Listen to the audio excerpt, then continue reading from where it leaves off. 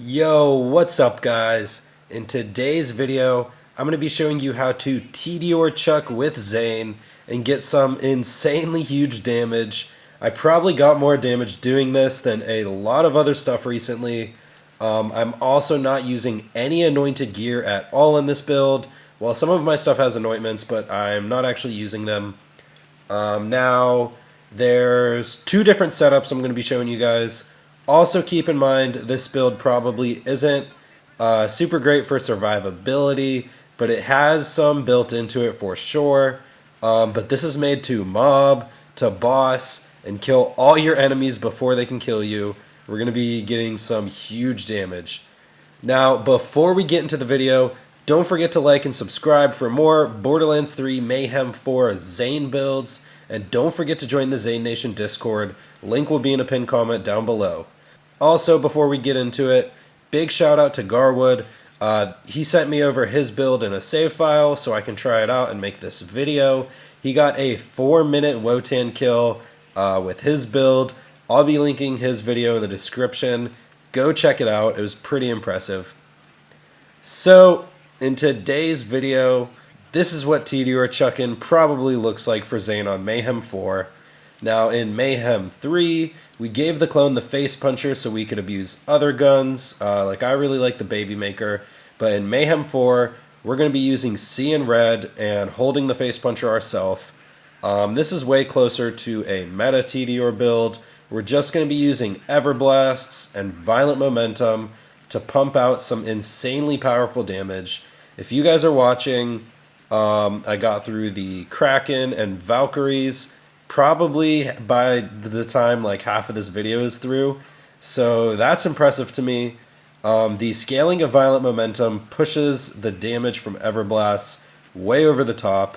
And the great part for a lot of you is the base of this build doesn't involve any sliding at all, since we have to use the cut purse instead of a snowdrift. Now I'm going to be showing you guys how to slide and get a ton of damage at the end of this build though, so don't worry, we'll still be sliding, but not with the normal version of this build. So anyways, let's get into the gear. Our first weapon is the face puncher. You all know how this works. We're going to be pairing it with the cut purse artifact. So next, we're running 2 Everblasts. We have a radiation one and a corrosive. Now this covers every type of enemy. Radiation is effective against shields, and the damage isn't debuffed against flesh. I use this the entire time in the Maliwan Takedown. It honestly does so much damage anyway. I'll also use it against the dogs if I don't feel like switching over to corrosive. I highly suggest radiation. Just the elemental dots you proc with this are like so strong. Radiation also spreads to other enemies, more explosions on death. There's just a lot of benefits to the radiation. I also played around with fire, shock, every element of Tediores, and the radiation one outperformed by far. I don't even know why, but I highly suggest just using radiation and corrosive. Corrosive is obviously going to be for all armored enemies, and also every boss in the takedown. So it's just good to keep a corrosive gun on you. And finally, for our last gun, we have a protuberance. Now you can also use a shock devil's foursome in the slot. I want you to ignore the anointment on my protuberance. This is actually the only good anointment in our build in general, but like I said, this build won't require anointments. We're actually only using this protuberance for healing. If you want to deal damage to shields, just throw your radiation everblast. It'll do much more damage anyway. But the reason why we're using a protuberance or a devil's foursome, like I mentioned, is because Tediores will not proc salvation. Explosions, grenades, all that doesn't work with salvation. So I wanted to bring a gun that would work with salvation. That way, when we swap to this to heal our shields, we'll also be healing our health. So for the shield, we obviously needed a transformer. For the grenade, just equip a piss grenade. With the artifact, like I said, it's a cut purse. Or if you find a purple one like I'm using, it's called a bullet vamp. And for the class mod, we're using the antifreeze. This adds a ton of damage to the build. We're constantly running and jumping to get the most damage out of violent momentum.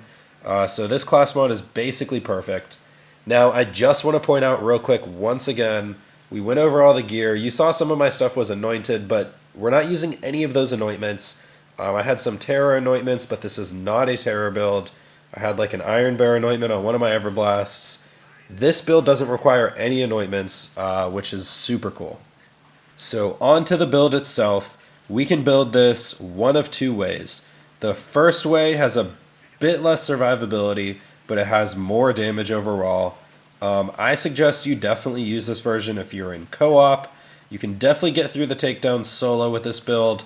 I did it earlier on stream, but you will definitely die a couple times.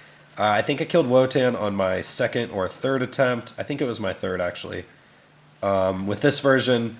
But like I said, I definitely died on my way to Wotan even a couple times. But this version will put out the most damage possible. If you're on co-op and the enemies have like a couple of your friends to focus instead of just you, I think it's definitely fine to run this version. You'll just get extra damage to help your friends out. And yeah. Now I do have to mention, do not spec into duct tape mod. You will accidentally shoot a grenade at yourself all the time when you're just trying to heal with the protuberance. I actually killed myself twice that way today, and I nearly died 2 other times. So yeah, just copy this build if you want to do the most damage with tediores. Now the second way you can build this is really similar to the first. Instead of going so far down in the clone tree, we're actually just going to go all the way to confident competence in the barrier tree. This way we get access to the all-rounder. This just gives you a bit more survivability. Every time your barrier is up, you're protected from like mostly all directions. And like I said, it just adds more survivability. If you're playing solo, I definitely suggest this one instead. This is the footage in the background of this build exactly. I played earlier on stream with the other build, but I wanted to record good footage for this video, and I'm using this one with the barrier. So with the skills out of the way, I gotta give you guys some gameplay tips. Probably the biggest one is just try not to blow yourself up. You're definitely gonna do it multiple times, I promise, but this build gives a ton of damage and a lot of fun. You'll get used to it after playing for a while. Just try to run and jump and throw your Tediore while you're jumping. This will give you the most damage possible.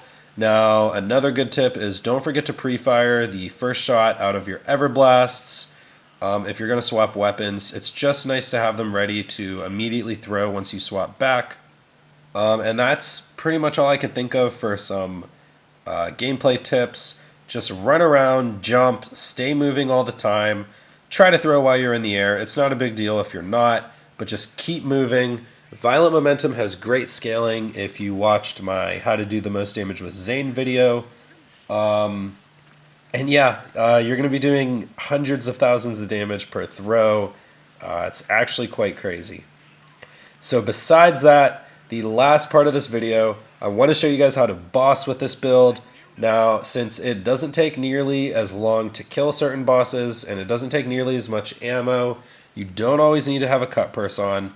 The last piece of gear in this build is going to be a Snowdrift artifact. If you slide while you're reloading with all your kill skills up, you'll be hitting for literally millions of damage.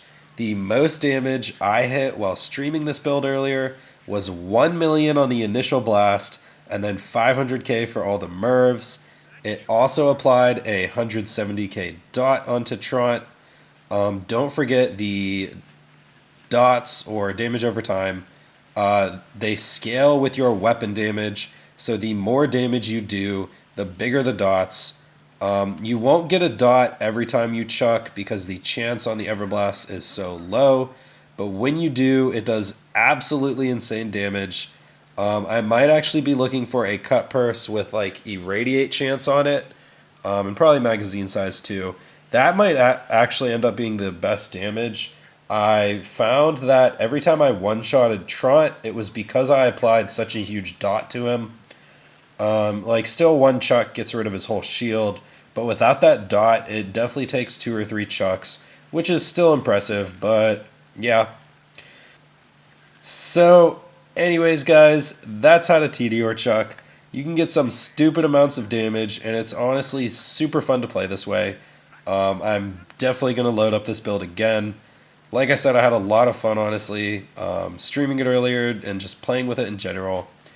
But anyways, guys, that's it for the build. Big shout out to Garwood once again giving me his save file.